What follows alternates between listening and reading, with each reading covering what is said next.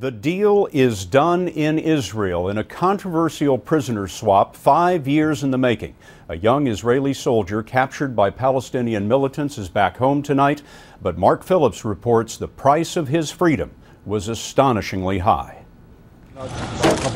He looked frail and pale and unsteady and at times bewildered, but most importantly, Gilad Shalit looked free. They looked defiant. The first few hundred of the more than 1,000 Palestinian prisoners to be freed from Israeli jails in this deal. They were welcomed back as heroes. This massively lopsided prisoner swap was a carefully choreographed exchange. First, Shalit delivered to Egyptian mediators by the leadership of Hamas, the people who had ordered the cross-border raid that had captured the Israeli soldier more than 5 years ago. But before he was handed over to the Israelis, an Egyptian interview that wasn't part of the deal. Gilad Shalit, you look fine. How are you? I'm very exciting.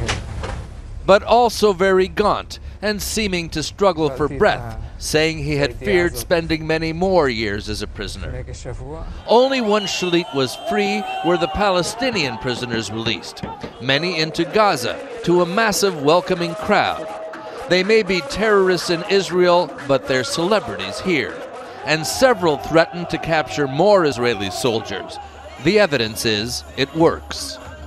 Gilad Shalit had a different hero's welcome, saluting the prime minister who had paid such a high price for his freedom, hugging the father who had led a tenacious campaign to get his son home. The release of Gilad Shalit removes a major thorn from the side of Israeli-Palestinian relations, but whether it represents a breakthrough is another matter. There's no sign of that. Instead, whatever the joy here, the deal may have strengthened the hand of the Hamas militants in Gaza.